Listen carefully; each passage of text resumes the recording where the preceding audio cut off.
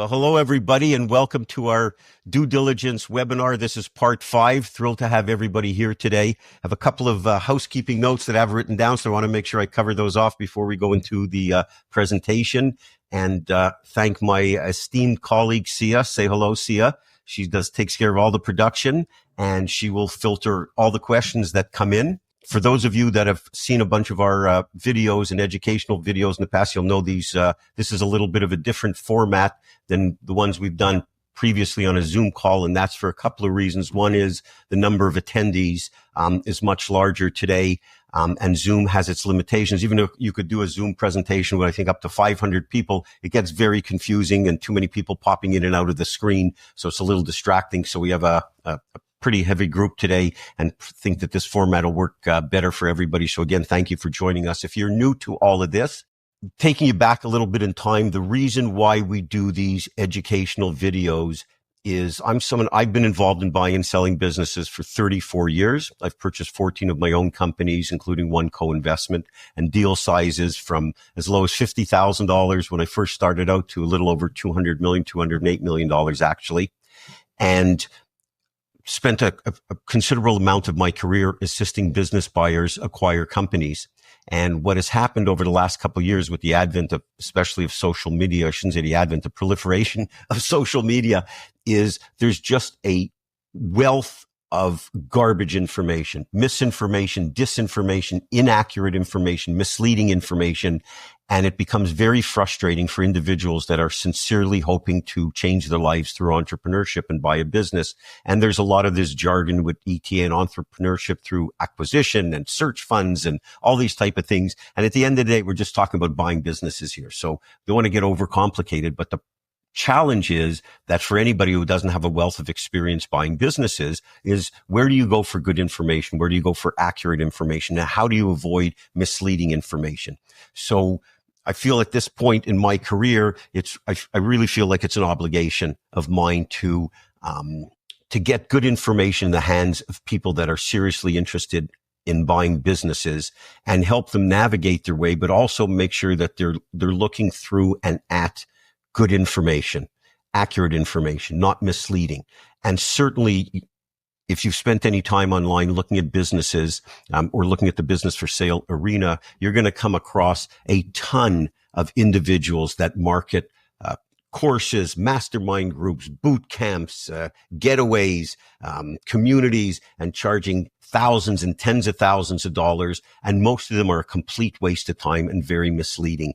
And especially those that talk about how you can acquire businesses for absolutely no money down, buy businesses throwing off hundreds and hundreds of thousands of dollars in profit, buy them for no money down and close deals in a matter of a couple of weeks. It's just all nonsense and bullshit, and pardon my French. But I don't want to see you get caught up in that. It's really important that you understand how to delineate between good information and bad information. And one of the things that you need to do throughout your career, especially if you're just starting out, whether buying a business or running a business, is you always want to surround yourself with people who have been there, done that. In other words, don't hang around with people that have the same problem as you. I see all these communities where there's thousands of business buyers. They're asking each other, they have no track record, no experience, no operational experience, often no capital. They've never bought businesses before, and they're asking questions to a whole community of other like-minded individuals who have no track record, no operational experience, no funds, and no knowledge related to buying a business, and they're getting answers from the wrong source. You need to get your answers from believable parties, people who've done it before. You want to always align yourself with people that are already at where you want to be. And so that is the whole gamut of how it's come to be that I started doing these educational videos, and we get tremendous feedback. And a lot of the people who are involved with our, with our program and they love these videos. And we have ongoing Q&A sessions. So you're going to find this very helpful. This is part 5 today of our due diligence section. This is the final section of due diligence. I'll show you after how to access the other 4 sections and other videos that we produced, and you'll find very helpful. as far as due diligence is concerned, my philosophy with due diligence is you want the formalized due diligence period, which happens after you have a contract, whether it be a letter of intent, an LOI, or a definitive purchase agreement, which is just a more robust agreement in place with the business owner. The formalized due diligence period begins. Now, with that said, your due diligence or your investigation of the business has to start as soon as the business becomes of interest to you. Things like looking at the industry, the competition, the marketplace, etc. But the formalized due diligence is what we're covering in these 5 parts. And that again begins once a contract is in place. My philosophy with due diligence is you want this to be the period that's confirmatory, not exploratory. And by that, I mean, you want it to be the period where you confirm everything that you've learned about the business to this point or other pieces that you need to confirm about the business, rather than being just an exploratory period of having to learn everything, which means you've got to do a lot of work before then so that you're familiar with the business. You've asked the right questions. You've done a good amount of research so you can go into the formalized due diligence period, which has a limited time period, and be able to accomplish all the tasks that you need to do and get answers to all of your questions.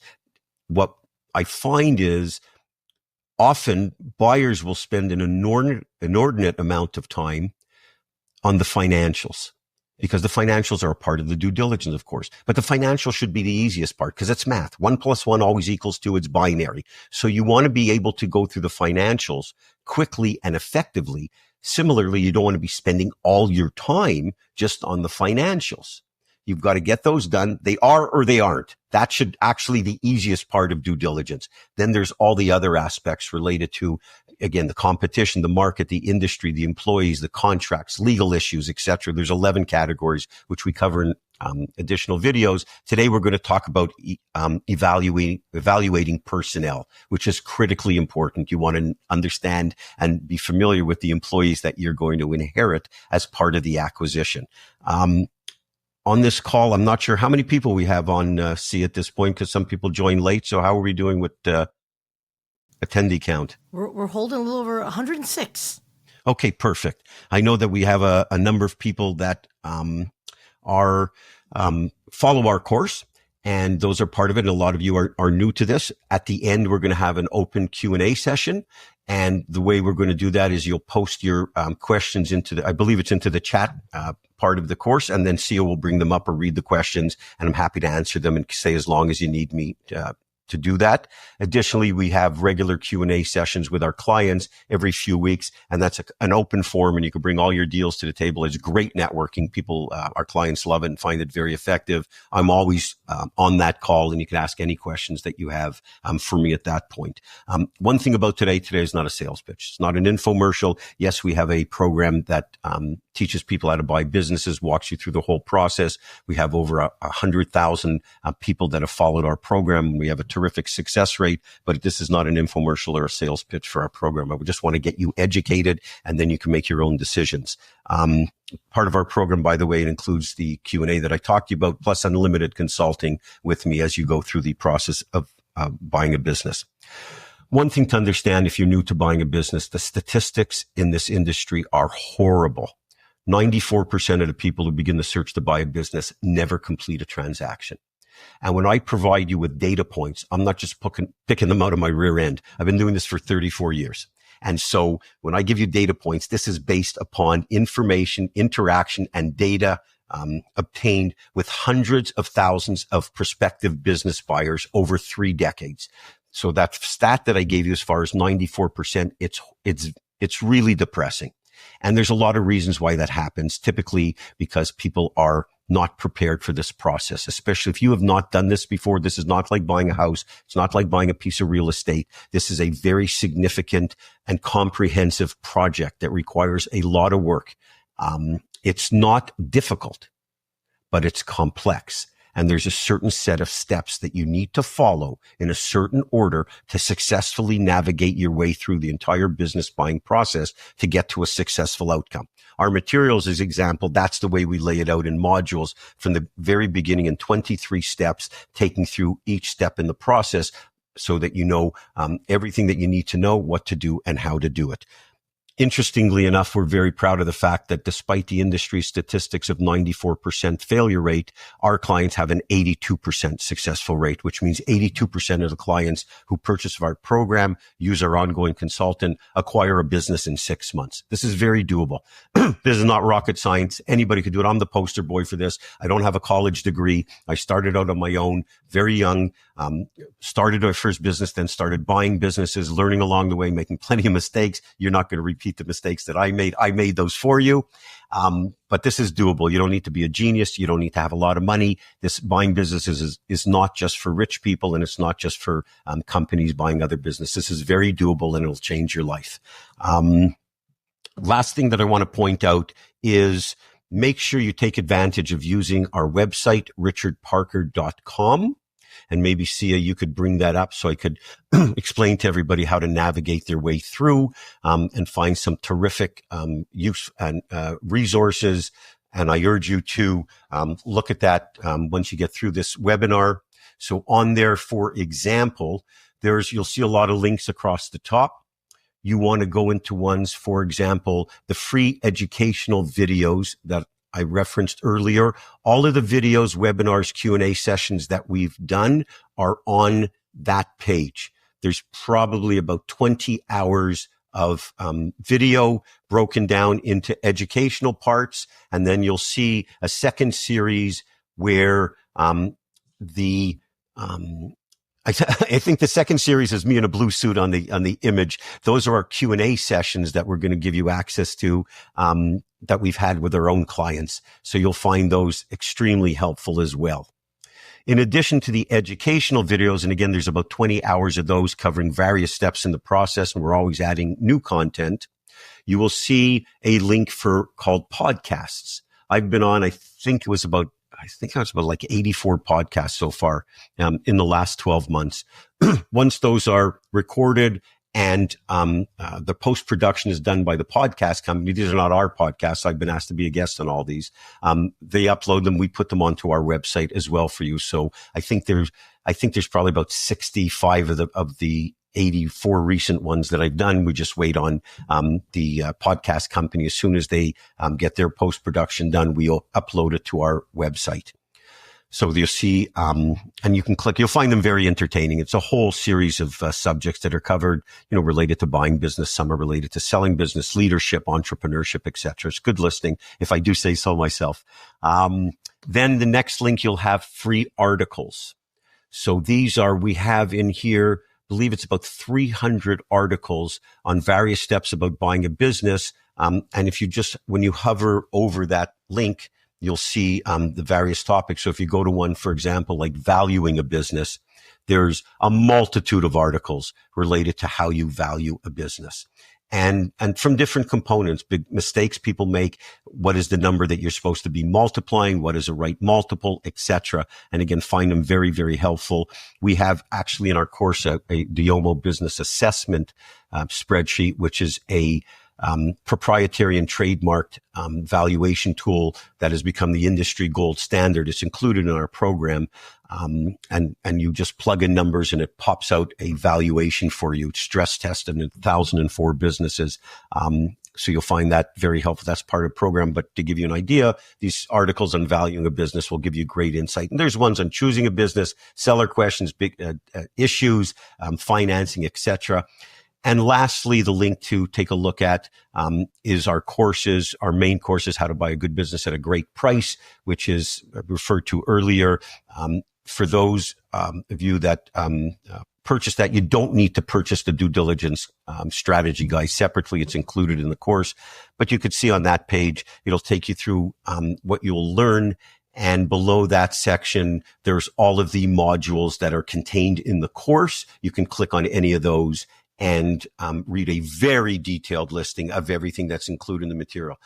And the reason why we do this is simple. I don't know about you. I've bought information products over the years, and rarely, if ever, when it arrives, whether it be a download or a hard copy, it rarely meets the expectation, the sales pitch and the hype and the BS that's promoted. And it's very, very disappointing. So we don't want you to feel that way. Here you see everything that you're going to get with the materials. And just to further back up everything we say about the materials, we offer a lifetime warranty. So at any point in time that if you're not happy with the material, send it back. We give you a refund. I don't do this for the money. I've done very well in my career. I do this from a help perspective. But if you're not thrilled with the materials, you'll send it back. Send it back or ask for a refund. You don't have to send it back because it's digital. Just tell us you want a refund. And interestingly enough, in information or product business, the average return rate is about 10 to 20%. We've sold over 100,000, I think 103,000 and change at this point. We've had 64, that's it, refund requests over all the years. And the other point that I wanted to mention on informational products, whatever you do, whether you buy our program or not, if you do decide to follow anybody's program, if they don't give you a refund policy, they don't stand behind our product, right away it's full of crap. So don't fall for any of those tricks. So that's all I'm going to tell you related to our material. I do want to thank a couple of people who joined today who decided to purchase our program. I have a note here. I saw orders coming in this morning before the call. So thank you to Millie, Jed, Teresa, Ashton, Lars, Sebastian, Jenna, Sienna, and Clarissa who purchased our program and now part of our community. So welcome aboard and hope to welcome more of you as time goes on. So here we go. Let's get started. You ready, Sia? Tee it up. We'll do a presentation and then afterwards on personnel, and then we'll open it up for Q&A. And I'm following along because I have some additional notes that I want to add into the slides. And so we will go through various pieces related to due diligence and evaluating personnel. And after that, we'll go into the Q&A session.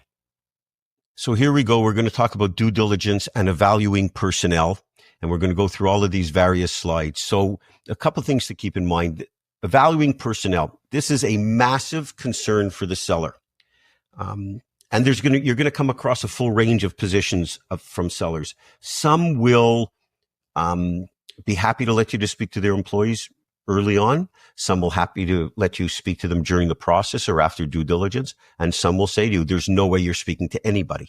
And so we're going to delve into all of these today and how you deal with each of those various situations. But keep in mind and be empathetic and sympathetic to the fact that the seller, this is a very big concern for them because they're worried if word gets out, people are going to start to leave. Their employees are going to start to leave, which is actually the complete opposite because the employees are actually safer with a new owner because the former owner knows all of their baggage. A new owner needs them desperately and hasn't formed opinion of them, but try convincing the seller of that. So again, being very mindful and sensitive to the seller's position.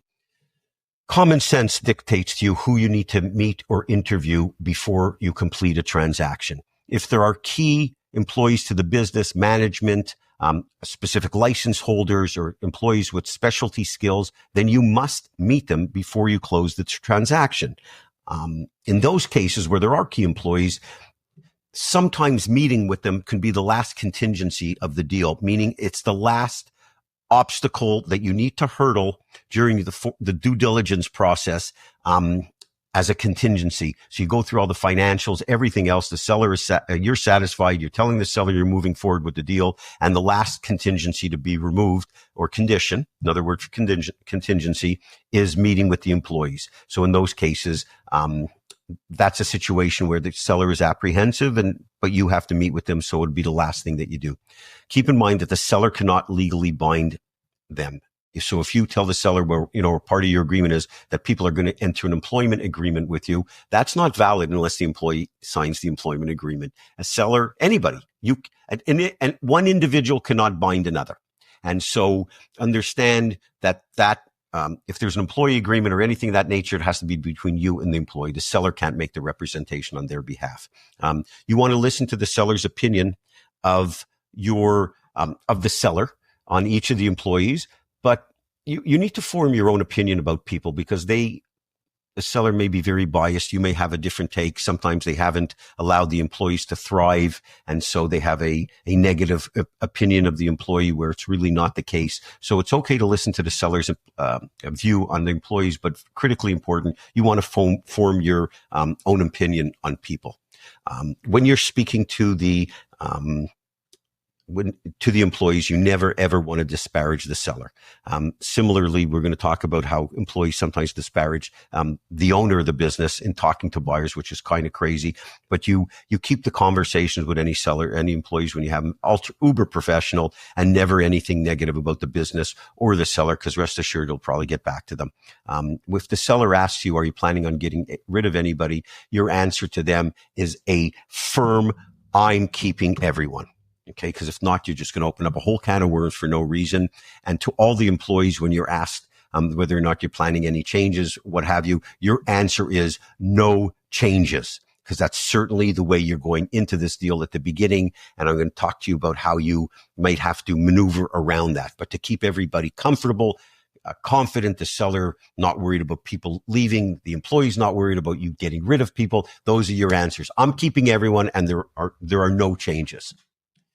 Let's talk about some of the key questions that you're going to cover with employees. And again, your access to them is going to dictate the level of questioning. So you're going to use your common sense, whether or not you're meeting them informally or formally at the beginning, during the process, or towards the end of the process. So you want to find out for them, what do you do every day? Is there anything from you preventing you from doing your job well?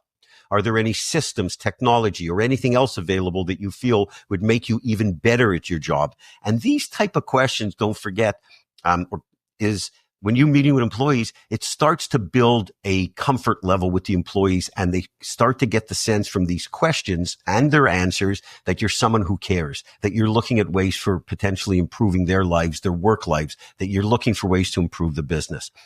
What do you believe are the company's strengths and weaknesses? Are you planning or interested in staying post-sale? Some employees may not want to. One question I love asking is, if you were the boss, what initiatives would you undertake? It's amazing how much value some employees have and things that they would like to do with their business, with the business, or in their specific area of employment that it never gets paid attention. They're the owner of whatever it is that they're doing, whether it's logistics, sales, marketing, operations, administration. They know that better than anyone. So getting feedback from them as to what they would like to do, or what they would, if they own the business, you'll be stunned with some of the replies that you're going to get, and some of the best ideas that you're going to ever receive will be from your staff. When was your last review? People want to get reviews. Smaller businesses, there's just a tendency to not do regular reviews with people, and it's important that people get feedback and measurement about how they're doing. You also may come across some employees that have the, quote, I'm the brains of the operation, unquote, syndrome. When you talk to them, they're going to tell you about all these things like, I make this guy so much money, or, I do everything here, or if it wasn't for me, the business would go out of business. Just pay attention, because the ones that are the I'm the brains of the operation syndrome are usually the ones that are the least impactful, have the least amount of brains, and usually are the first ones that you're going to have to get rid of. That's just the reality. So those brains generally are not so helpful. When you're being introduced to them, again, the business will dictate when you meet the employees, and some may only happen post-sale. Again, we talk about using common sense. The questions and answers that we're going to cover right here now can be modified depending on either case. And this particular example is based on meeting with the team pre-closing. But very important, what you want to do is you want to go over this with the seller, these questions, beforehand, no surprises to the seller, so that they are 100% comfortable when you're meeting with the employees, that they know the questions in advance that you're going to be talking about. So when you do meet with the employees, and I've had various different situations where I've met one-on-one, other times it's in a group session, what I find very helpful is always having the seller introduce you and start off the conversation. I've also had cases where the seller didn't care and just said you can meet with them on your own. That is rare. It's usually they're there, and you, of course, always want the seller. You want to invite the seller to be there. At this stage, you're not doing anything. Your seller is your ally. You're not ever think about doing something behind their back, communicating with the employees independent of the seller's presence. You never want to do that. Your ally, your counterpart in this deal is the seller. If you get if you're smart enough and sharp enough to negotiate meeting with the key employees beforehand, and I'm going to teach you how to do that when necessary, have the seller present. At the very least, invite them to always be present. So the seller, when they do the introduction, then they're talking to the employees, they're going to say, for example, the seller is going to confirm the possibility of a sale or an actual transaction. They'll present you as a possible owner. They may talk about a tentative date for closing and may have some miscellaneous comments. So it's a very generic introduction. And again, it's more, the seller should be presenting it as a possibility because they don't want their employees flipping out about a sale. Then let's talk about the introduction by you. Again, whether or not this is pre or post sale, you want to use the same agenda. And I've used this countless times. It's worked successfully. Don't defer from this dramatically. This stuff works. So here's how you want to position this when you meet the employees. First, of course, give a brief background of your career. I've always find it very effective to talk about personal matters, family, personal history. You want to connect to them on a personal level, not come across as how great you are, even if you are, or whether you're not, or how great you are, or come in like a bull in a china shop. Be authentic, be yourself, and let them relate to you on a personal level, because that's all you have at this point. Not talking about all the great things that you've done in business. You can allude to some of your experience, but don't go over the top. Don't be a blowhard. Just come across, be yourself, be nice, be authentic, and understand they're usually pretty scared. So personal history and is usually very soothing for people. Certainly discuss your excitement about the business, why you are excited about the business. Don't get into things that you're planning on doing, just your general excitement. You think this is a real good opportunity, that type of stuff. And you can talk about the investment that you're making, no dollars, of course, but that this is a very important investment for you, and certainly relative to your net worth, and you're treating it as such, and you're very excited about the possibility of owning the business, and you're confident in this being a terrific financial decision for you and your family. You want to explain the timing for the deal or of the deal. So where things stand and what happens next.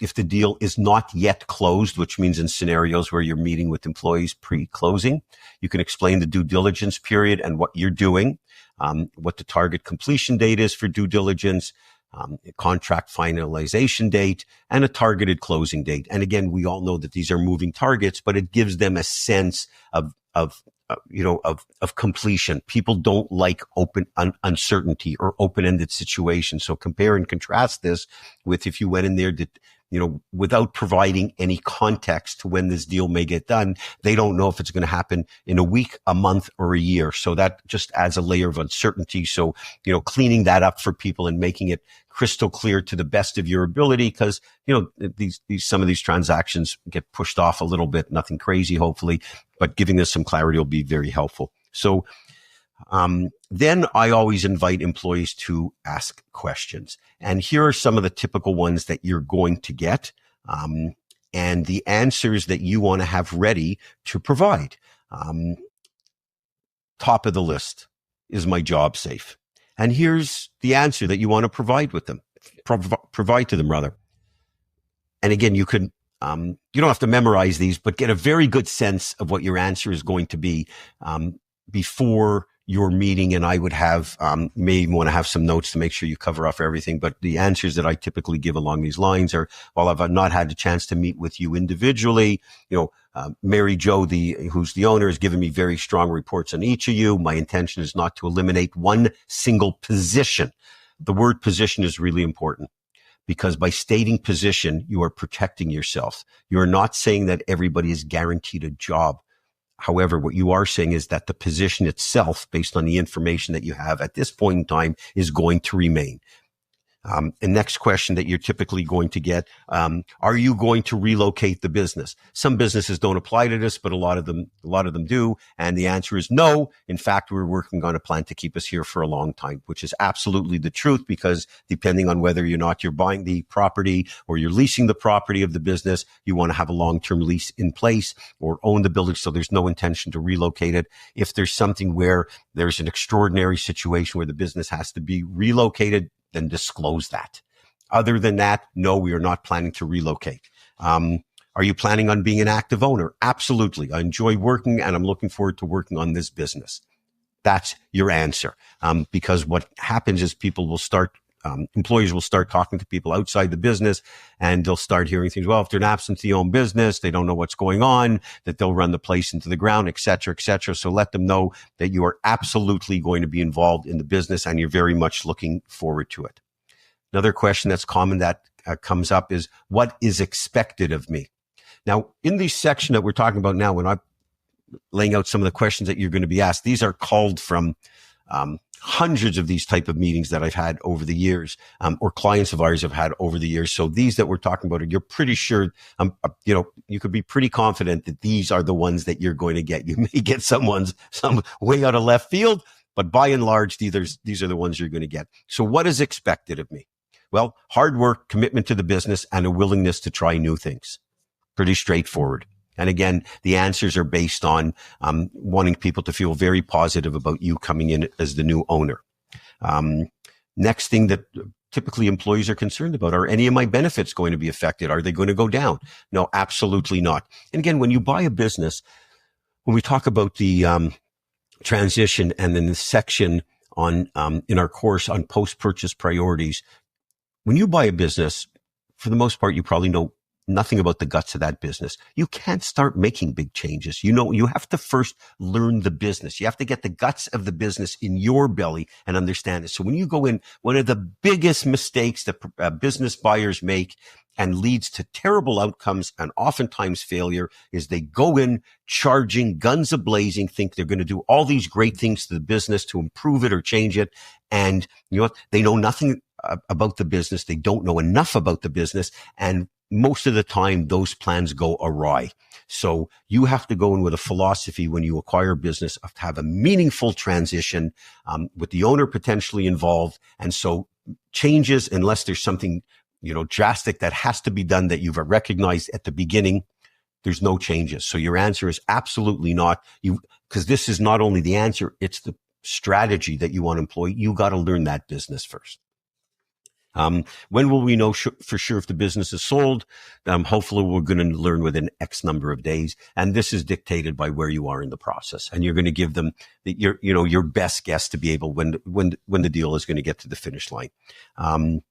I love this question when I get this one, when people ask me, what do you like as a boss? And, what I always tell people is, well, of course, is the truth, which is I promise to do what I say I'm going to do. And if you do the same thing, we're all going to get along great. And I want them to feel very comfortable. I'm not a badass. I'm not a dictator, or authoritarian. We can go into some drop downs related to how you should conduct yourself, especially if this is new to you.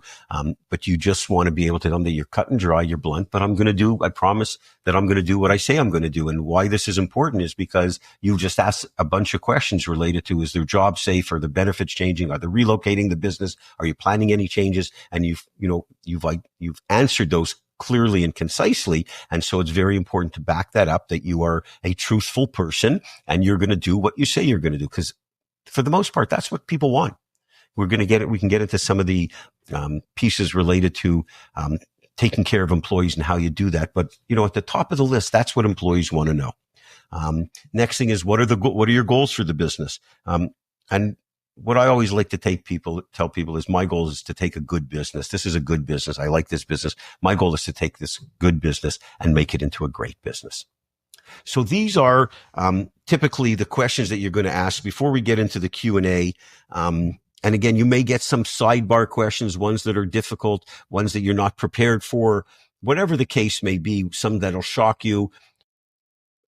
The guiding principles with answering and interacting with employees is, again, number one, truthful answers.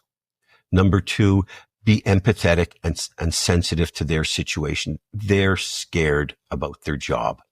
They're worried that there's going to be changes. They're worried they're going to lose their job. You got to assure them that that's not going to happen, because that is the truth. When you go in and take over, you're not going to make these massive changes. So the position is safe. But understand they're concerned. And so you have to, make them feel comfortable and not flip out. If you have the luxury of meeting with everybody beforehand, before closing, it's even more important, because you don't want the seller to have adverse impact if the deal doesn't go through.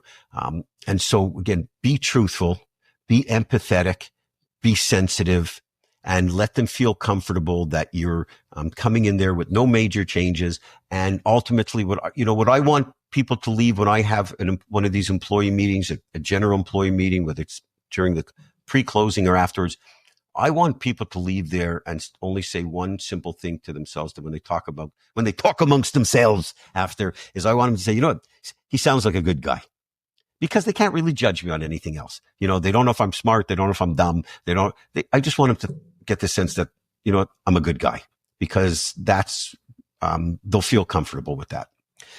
So before we go open it up for Q&A, we talked about earlier, this is our program called How to Buy a Good Business at a Great Price. The complete program, including all of the lesson modules, unlimited personal consulting, which means you can email me at any time with any questions, and I will answer your questions expeditiously, typically within one business day. Everything comes with a lifetime money back guarantee. You have the 200-point due diligence checklist, plus all the 23 modules. There's legal forms, letter of intent templates, offer to purchase templates, case studies. We have this proprietary and trademarked business valuation tool called the Diomo Business Assessment Method, which is unbelievable. It's been stress tested in 1,004 transactions. You plug in the numbers, answer the questions related to the business fundamentals, and it pops out. You hit a button and it pops out a valuation for you, because the critical thing is when you do a valuation on a business, it has to be defensible, because you're going to have, chances are, to be a big gap between what the seller thinks their business is worth and what the actual value is, or the asking price and your valuation. So you have to be able to defend it, and it does exactly that. There's lots of other, all the industry components, sample clauses, legal agreements, offer to purchase agreement, letter of intent template. And of course, the core being the 23 modules, takes you step by step through the entire process. And gives you point counterpoint. You're going to find it unbelievable. When you go to the website, you'll see lots of testimonials and I hope you join. Our community, and you'll find the information to really be your roadmap in your on this journey. And the whole program, there's no aftermarket selling. We don't try to entice you with boot camps, anything else. The whole program is $197, and there's no after selling, no lulling you into a false sense of security. Okay. So that's my big sales pitch. And Sia, I would imagine some people sent some questions into the chat or what have you. If maybe you could read those out or post them, whatever is easier. I love hearing your voice, so maybe you want to read them out. That would probably work great, and happy to answer them. And hopefully when people put the questions, when they put in questions, if for the new ones that haven't come in, if you're just posting questions, please either put your name, where you're located. If you're talking about any of the particular businesses, don't name the business. You could just give an example of, this is a concrete manufacturing business located in the Midwest, versus saying Bob's Concrete and Mixing in Omaha, Nebraska. And, okay, let her rip, kiddo. Thanks, Richard. Here's some great questions. It is coming from Clarissa. Oh, the great state of Texas. And she says, I'm buying a commercial landscape business into DD now, $8 million revenue and 5 key managers. One's a GM and 4 crew managers. I've talked to other owners. They say these managers are critical, but seller will not let me meet them before closing under any circumstance. What do I do? Okay. Well, actually, now I could take off my glasses. Nice, because I don't have to read the presentation. and by the way, I may take some notes as you ask these questions to make sure I cover everything in the answer. So if I'm looking down people, I'm not sending texts. I'm writing notes. So Clarissa from the great state of Texas. And I think Clarissa was one of the people who were in our program this morning. So thank you for that, dear. If you're the same Clarissa, we greatly appreciate it. The part of this question that's a real concern for me is some of you said you've spoken to others, owners in the business, which is phenomenal diligence on your behalf, on your part. Really, I commend you for doing that. If these are critical employees, because people have a tendency to overstate what may be critical, and based on what you're telling me here, especially these managers, and the seller will not let you meet with them, my knee-jerk reaction to that is you can't go through with the deal. I mean, if these are critical employees, you're going to acquire this business, make a huge investment. You're putting your money at stake. I don't use the word at risk because when you go through the process properly, you mitigate your risk, but you're putting your money at stake, and you can be faced with something where a day after closing, once they find out, they leave, or a month after. So the seller has to understand that this is going to be an impossible transaction for you, or for that matter, any buyer to complete under these circumstances. So you have a couple of options. You can tell the seller, it's a no-go, we can't do this. You can go back to a strategy that works consistently, which is saying, I am willing to go through the entire due diligence process and complete everything, sign off on everything, but this meeting with these key employees has to happen, a day or two before closing. If they don't agree to that and you still feel compelled to acquire this business, you may have to look at and park some money into escrow as part of the transaction that's based upon the employee staying. So just as a rough example, you buy a business for $1 million. If these are critical employees, you may have to keep, $300,000 or $400,000 into escrow. That only gets released after they prove to remain on board for 3 or 6 months, and that money is reduced. If any of them leave, that money is reduced by the amount it costs you to replace them, even recruiting costs. Now, those are strategies to potentially help you deal with, but I want to be very, very clear. I would have massive concerns going through with this transaction at all. If these are key employees related to what they do every day, licensing or whatever. So before you get to, walking from the deal, try to really get an understanding of what it is that these managers do, how easy it is to replace them. What is the turnover? What is the industry turnover related to these people? You've really got to do your homework, because sitting on one side of the ledger is you walk from this deal because it could be that important. The other side of the ledger is, can you mitigate it based on some of the things that we've talked about? The way to bridge that is to understand what it is that these people do every day. Do they possess any specific skills or licenses to do their job? How easy is it typically to replace these type of people? And if everything points to being very difficult and the seller will not let you meet them, then, unfortunately, my opinion, this type of situation is you can't proceed.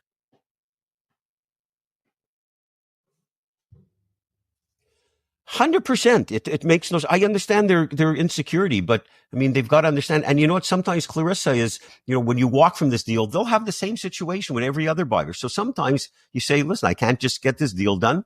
And they're going to get frustrated with 2, 3, 10 other buyers, and they may come back to you because everyone's going to have the same problem. If they don't, they're taking a massive, massive risk. Awesome. All right. We have another question from Alton out of Tennessee. Alton in Tennessee, and maybe in Nashville, Tennessee. I don't even know where I put my pen just now to write down some notes as you ask questions. Okay, here it is. Got it. I can't lose this pen. I've had this pen since 1981. How's that? How wacko is that? It's impressive to have that ink last that long. No, the ink has been changed. The pen. Yeah, 1981. Gotcha. Okay, go ahead. Okay. Let's not date ourselves. Okay. Alton asks, should I give raises to employees after I buy the business to show good faith? Should I give raises to employees after I buy the business to show good faith? Okay, Alton, it's a great question. I say yes, but. So yes, but I love doing this when it's possible and the business can afford it. The first thing you want to make sure is you don't represent that you're going to give them raises before. Spend a little time, make sure the finances, you can afford it. But if the business can afford it, then I say yes, even as a token good measure, it's a wonderful thing to do. And I like the way you're thinking about this because it does curry good favor with individuals. It doesn't have to be extraordinary. And it could also come in the form of after acquiring the business and running it for a month and everybody's been helpful, that you give everybody a one-time little bonus. That'll be very meaningful for people as well. And so, yes, I think it's a terrific plan of action to have. Great question, Alton. And by the way, see, I made a mistake. It's not this pen that I've had since 1981. I've only had 2 pens since 1981. I got one in 1981 as a gift for being best man at a wedding. It was like a gold cross pen. And then I remember specifically in 1990, I used that for 16 years. And then in 1997, I was at a rental property and opened up my day timer, which was a zip, and the pen popped out and went straight down a drain, gone. So I had to buy a replacement. So I bought this one. So this one has been around since 1990, it's like 1996 or 1997. So 2 pens since 1981. That's my, I had to be corrected. Okay, go ahead. Hey, nothing like a good pen, you guys. Nothing like a good pen. There's something about the smoothness of the way it writes and all that. Yes. So, okay, here we go. We've got a question from Ronaldo out of North Carolina. Okay. And he says, I'm a huge believer in medical benefits for staff, but right now the company can't afford it. Any suggestions? Yeah, so am I. I think it's a wonderful thing to be able to take care of your employees with medical benefits. And it's so important. And for those of you that are listening in from outside of the United States, you know, we get a lot of clients in Canada, United Kingdom, South Africa, Australia, in those Commonwealth countries. Benefits are part of the social structure of the country. In the United States, it's an over and above thing. So there are some programs in place that help that. But yes, I fundamentally agree with you. It's a wonderful thing to offer if the business can't afford it. I think it's also a thing that's good to sit down with the employees and talk about, saying it's something that you would love to be able to implement at some point in time. And it could be a terrific entree to painting a picture for the employee and saying, hey, you know, right now the company does X amount of dollars. It is profitable, but I've acquired this business. I've got debt on the business. If we can work together as a team and get this business to X, one of the things that I would like to do is be able to implement medical benefits. So you're not making a promise, because sometimes people go off the reservation thinking you promised them medical benefits, but you can say, you know, if we get to, you know, the business, let's say, is doing 2.5 million. If we get to 3.5 million over the course of the next year or two, I think we'll be able to afford benefits. So everybody then has a vested interest. So that's the way I would position it with people. And I certainly admire the fact that you have it in your good heart to be able to provide it to the staff when appropriate. And I think if you disclose it in that manner, then everybody's on board, everybody buys in, everybody knows what a target is, and it's symbiotic. You know, the business grows, you make more money, they get this additional benefit, and everybody knows what's going on at the same time. So it really has people, it's a very effective carrot. Very nice. Very nice. Okay. We have another question from James, and he asks, I'm at the end of due diligence for a small run manufacturing company with 2 million in sales. Okay. Very profitable. Seller is staying for 6 months. The number 2 just informed the owner she's retiring after the sale. She handles HR, financials, admin duties. Should I back out? Great question, James. So no, you shouldn't back out if I understand the description of this number 2 individual correctly. What was that in Austin Powers when they call that guy number 2? Okay, number 2.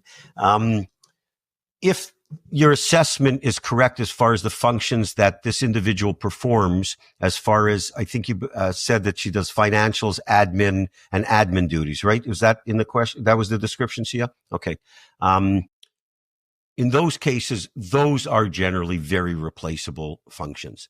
But there may be some peculiarities to her job. So what I would want to understand, I want to meet with her, want to find out what she does every day, what her job entails, and hopefully convince her that maybe she could stay on board for a 30, 60-day period, 90-day period. So at least you can get someone else into place. Hopefully there's no objection. I'm sure the seller would incentivize her as well, because he or she, the seller, doesn't want to blow the sale because of this individual leaving. But based upon your description of their tasks, I wouldn't be overly concerned because they're very replaceable tasks. So you want to make sure the first thing is, will they stay? Well, first thing is, what do they do every day? Understand that. Will they stay for a transition? And also get a handle on what it's going to cost you to replace them. For example, if they're making, I don't know, just pick a number out of, they're making $70,000 a year, and you find out to replace them, it's going to be 100. Well, you got to adjust the earnings of the business downwards for the differential between what it's going to cost you, because this is incumbent. The seller is delivering a business that's going to now incur less profit as a result of something that's happened that he's aware of. So you got to make that adjustment. But those are the 3 points. Understand what the business is, what their job is, what they do every day. Are they willing to stay for a transition to train someone new? And is there going to be any payroll differential for you? Awesome. All right. So we have another one from Sienna from Long Island. Sienna. Nice. Okay. Aw, this is nice of her. Love your course. It's been a godsend. Thanks for that. Thank you. The seller won't sign a non-compete after the sale because their lawyer said they are no longer legal. Same thing with their employees. Is this true, or are they just BSing me? Well, non-competes last year were ruled illegal, but they're ruled illegal in certain circumstances. They are not illegal for owners. They are illegal for employees. And that has a drop down to it. So let's discuss the owner part. No, they are not illegal for owners. Someone who's selling their business can enter a non-compete. And by the way, it's strongly believed that that whole ruling is going to get challenged altogether. So they can absolutely enter into a non-compete. And furthermore, if it gets ruled to be illegal, or if they challenge it, then you can always deal with it at that time. My bigger concern is the fact that they're not willing to sign a non-compete. I don't know. Did they ask in the question, see if their attorney told them that they shouldn't sign one? It says seller won't sign because their lawyer said they are no longer legal. There's nothing more to that. Okay, so this is a dumb lawyer right here. They were ruled not. I shouldn't say that. That's a pretty standard statement. So they're not illegal. What you need to first ask the seller, say, look, assuming your seller is wrong, let's get the opinion of 3 other lawyers, number one. Number two, do you have, Mr. or Mrs. Seller, do you have any objection to signing a non-compete? If they say, no, of course not, say, well, we're going to sign one anyways. And if they're deemed to be illegal, then we have nothing to worry about because they'll be thrown out and torn up and thrown into the garbage. But I'm not buying this business without you signing. I'm not giving you all this money. And the next day you could theoretically go back into business. Now, into competitive business. As far as the employees are concerned, they were deemed to be illegal unless they earn a certain percentage of the company's payroll. So you need to investigate that a little further. And again, this just applies to America. The other thing is the seller can't bind someone else. We talked about in the presentation. So you need to find out whether or not, if it's a type of job where you need to protect trade secrets or what have you, you may have to enter into a separate employee agreement, and there's a period of a non-compete. But if they're not earning over a certain dollar amount, then under the current law, which was enacted about a little while ago, they can't enter non-compete. You can't enforce them. So this answer the answer from the lawyer is partially true. But generally in small business acquisitions, the non-compete is infinitely more important to have with the former owner, right? Because they've got all the trade secrets, the assets of the business in their mind. They've got the know-how. They could be the biggest threat. And so it is not illegal to for them to enter into a non-compete. Well, that's really interesting, Richard. Here we go. Our next one is from Theodore. And here we go. This is a long one. This may be an odd question. I've met with the key employees. It's a distribution business for automotive products, batteries, starters, clutches. The employees seem to hate the owner. They all say he's mean, talks down to them, unappreciated, like that. It was really uncomfortable. I really don't know what to make of it. In your course and in this session, And he says, "Oh, both are phenomenal. You say I Thank should you. tell the staff I have no intention of getting rid of anyone, but there are two employees I'm pretty sure I will fire because the owner says they are useless. I can't lie to them, so do I just avoid the subject or question if it comes up?" Well, the first thing here is the you can you don't want to make a decision about employees based on what the owner is telling you. You need to form your own opinion. So at the end of that question, when you said, you're thinking of firing them because the owner, says that, I think he said the word useless. Well, you know what? You have to make that determination. Don't rely on the owner. The owner is biased. The owner has years of baggage, and they, they may be useless. That is possible, but you got to find that out for yourself, and you want to find it out quickly. And, um, and the, it's great to listen to them. You form your own opinion. We talked about that. I just don't like this idea of the owner's influence to this extent. So form your own opinion, and then you can decide. And the reality is, you don't know enough about the business. And talk about disparaging the seller, I think you mentioned about early on. I mean, that's actually to me like a bigger concern, meaning like, is there a ton of office politics, which like are toxic for any business? So if they're disparaging the sellers and what have you, that makes me really nervous, because if they're telling you negative stuff about the seller and they don't even know you, I mean, if they're doing this to try to, making a good impression on you, I have to think they're making a bad impression. But it also concerns me is like, this is their behavior. Like it really calls into question their smarts or lack thereof. Like, why would they even do that? So it's a little bit of a sticky question. I think you'd want to investigate this further. I certainly wouldn't be firing people before I know what they do and what they're good at or what they're not good at. But I would want to delve into a little bit more of the political side of things, the office politics, that they're talking like this, about the former owner. That strikes me as a bit bizarre. And so I think you'd want to have some additional meetings with these individuals and seeing if this is like really pervasive amongst the troops. Now, it may all be true. It's just the fact that they would be doing this strikes me as really odd. I just, my 2 cents on here, Richard, is, You man, can add your 5 cents. Go. I'm sorry, but this question in theater, it might be an amazing company, but there's something about toxicity. It's like cancer. It doesn't just go away. You can't just cut it out. It lingers sometimes, and sometimes it's malignant.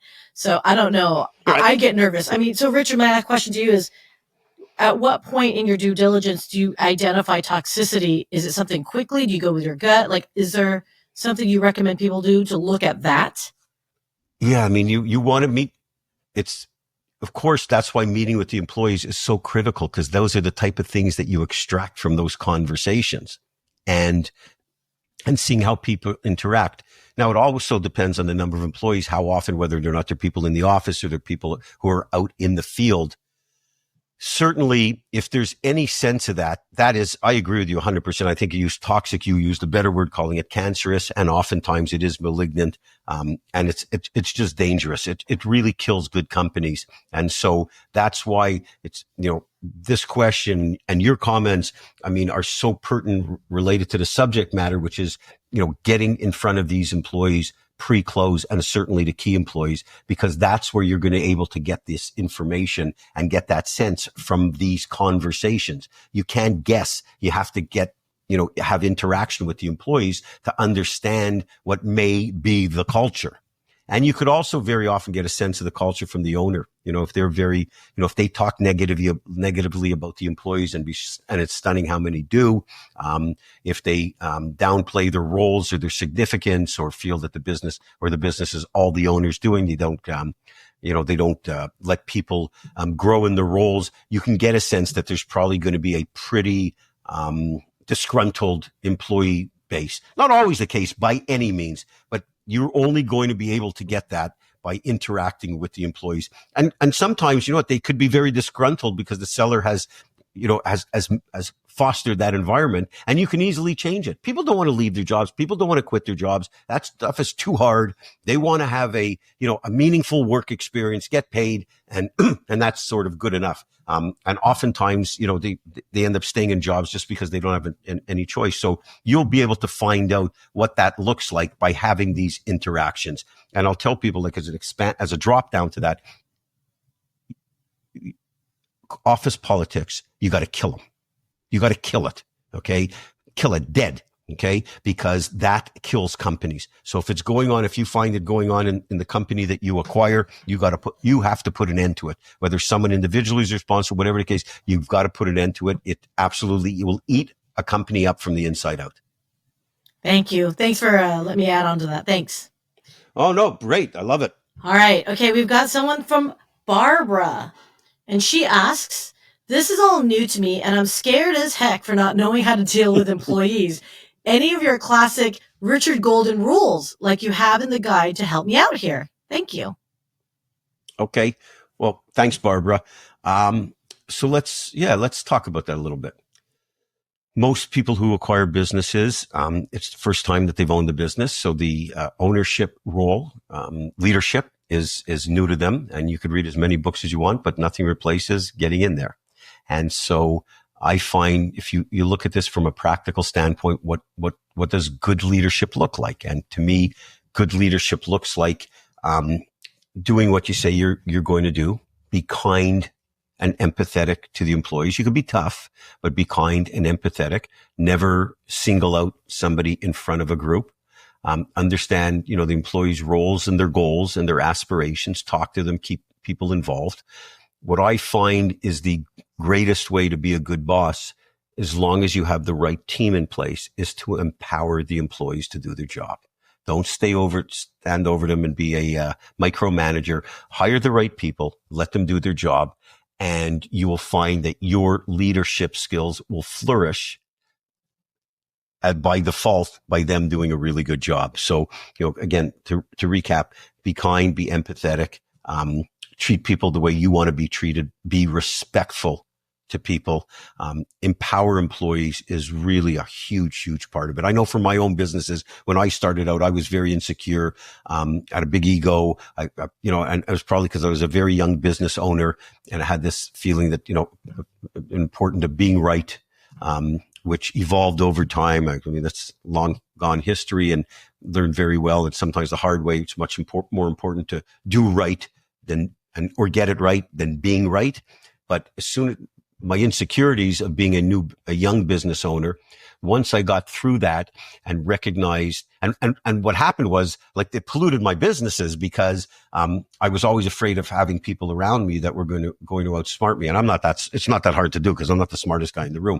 But, once I recognized that I should hire people that are bigger, better, faster than me and can be secure in that, my business has flourished. So, that really taught me, and I see it repeatedly, that if you get the right people in place, which also means getting the wrong ones out, and you treat them kindly and respectfully and let them do their jobs, empower them to do their jobs, keeping them involved in the process and the decision making, and understand how their little cog fits into the wheel, you'll by default become a good leader. Very nice. That's great sound advice. So it looks like we're getting close to the end. I see one question here. So I'm doing a final call out, guys. Get your questions in. So let's give some time for that. Here's a question. It's anonymous, Richard. Oh, okay. Another anonymous. Okay. All right. Okay. You know what?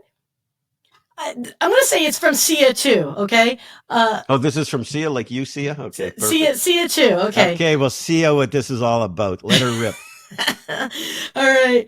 A lot of people tell me it's hard to find good employees. What are your thoughts? Oh yeah. It's, so I'm going to back into this a little bit. And first, answer from a standpoint, when you have good employees, don't lose them. Treat them properly, keep them employed. That doesn't mean you have to pay them exorbitant amounts of money. It just ties into what we talked about earlier. Treat them kindly, make sure they're properly paid, make sure they're trained, keep them. It is much more difficult to find a new employee than it is to train up an existing employee in most cases. The process is like this. You want to, for finding good employees, and some industries it's really pervasive. Like, I know, like, for example, in commercial cleaning, landscaping, etc., very hard. There's a high turnover. And some industry, if you look at some industry stats, that should be helpful. But the overarching theme is you want to be able to recruit, train, and retain. Recruit the best possible people, the most that you can afford. Train them well, and do what it needs to be done to retain them, as talked about earlier, which is, empowering them, keeping them happy, keeping them involved. That being said, one of the biggest mistakes I see business owners make, business buyers and existing business owners, is they let their loyalty bankrupt their business. And by that, I mean they stay too attached to employee because it is a pain in the ass to sometimes get new employees. They end up keeping people that shouldn't be there. This is especially obvious for new owners when you buy a business. After you've spent a little bit of time, keep in mind that after you buy a business, employees will be on their best behavior. Okay. Just makes common sense. They want to impress the new owner. Okay. They want to stay. They don't want to lose their job. During that transition period, or any period thereafter when you're running a business, if you have an employee that is not meeting the milestones that you set, not getting the job done, they get one or two opportunities to correct the behavior. I will bet and guarantee you that's as good as it's ever going to get. Okay. You can't keep improving people who don't want to improve. So everybody gets a second chance, possibly a third chance, as long as not doing anything too detrimental. But what you have in that employee and their behavior, and especially shortly after you acquire a company, that's as good as it's ever going to get.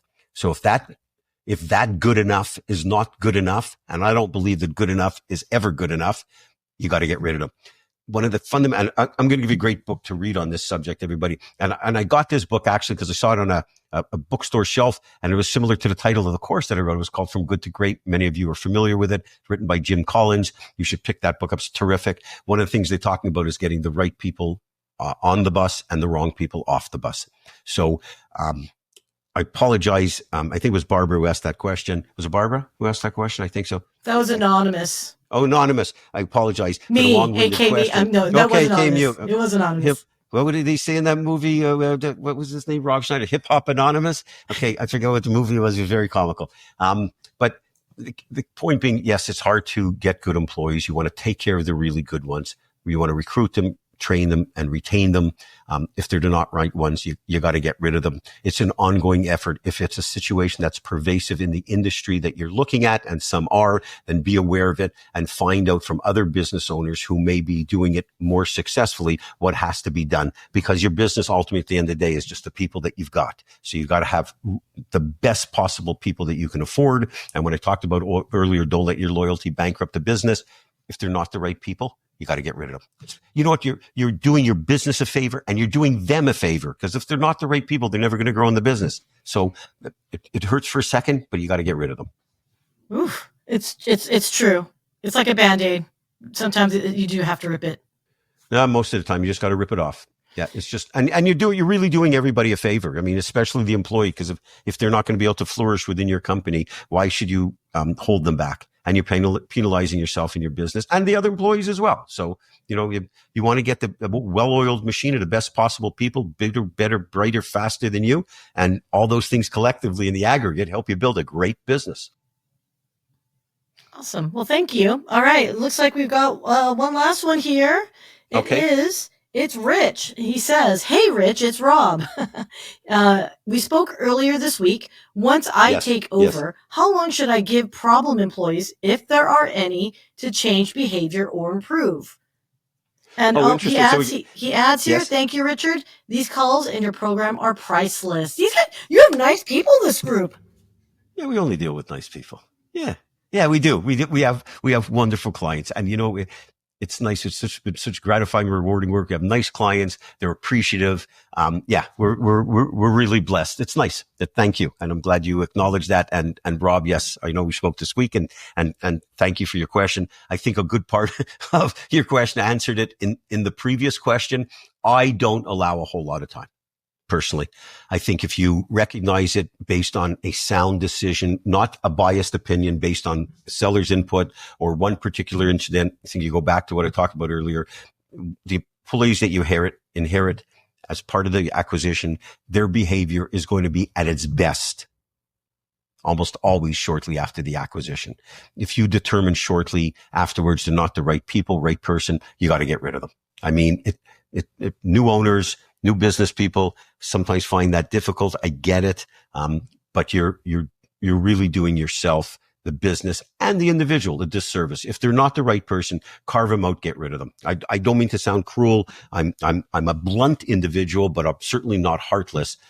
But for me, when they're not a right employee, you know it. People hold on to bad employees way too long.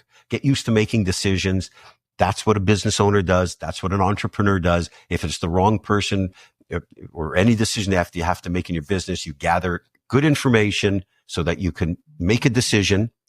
You try to have as much information as possible, and then you make the decision. And if it's related to personnel, get rid of them. Boy, see, I must sound like a real tough cookie, and I'm not. But it's a really important behavior to start establishing for yourself as a business owner. That's it. No more questions. That was a lot of good questions. I gotta tell you, great questions. Actually, you're right. Great questions. I love this part of the session.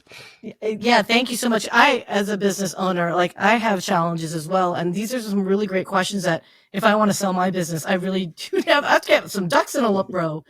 So yeah, you got some work. You got some work to do, but they're very good. And you know why these sessions are great? Because people that are on the call, I think you said there were about 106 or whatever the number is, you peaked at 122, by the way. I peaked. Okay. But, well, I'm hoping I'm still peaking at this stage of my life. So these sessions and the Q&A sessions that we do with our clients only, the closed sessions, it's amazing. The process of buying a business is very repetitive. About the type of the business or whatever, the process repeats itself. I always say, our material, if I died and came back in 20 years, I'd probably have to rewrite 20 pages. It stays the same. And so if you're looking to acquire a business, when you sit on these calls and you hear a question from, she said, Clarissa in the great state of Texas or whatever, it's very often that someone on the other side of the country in a different type of business may have a similar situation. So that's really, really good information, helpful information, because it really transcends business type. So these sessions are great. The Q&A, I'm glad you got something out of it as well. And for those people that are, part of our program or those considering joining these regular Q&A sessions that we have, people find very, very helpful. And it's great. And you know what? I'm doing this 34 years. I still always, we always get questions that are a new situation. When I'm involved in deals, I always find something new. So I actually enjoy the interaction and the honesty that people have when they're looking at this, these situation, and they're smart enough to recognize, this is a big decision, with this particular situation. I like the ones who table the question in almost like a way, am I looking at this the right way? I mean, those are good, open-minded, smart people. So yeah, great session. And see, as always, thank you for your help. You're terrific. Thank you. So, if you want to wrap this up, let's wrap this up for everyone. We're, please, after this, we'll keep you posted when our next session is going to be. We have a number of other sessions. Remember, go to richardparker.com. There's tons and tons of information. Check out the free educational videos, the podcast, the articles. We'd love you to join, purchase our program. We went through all of those details. Take time, go look at it. Take as much time as you need to diligence the material. I know that you'll find it very helpful. We also have some great testimonials on some ridiculously successful clients that we had over the years, and a lot of those are posted. And we look forward to you joining us for the next session.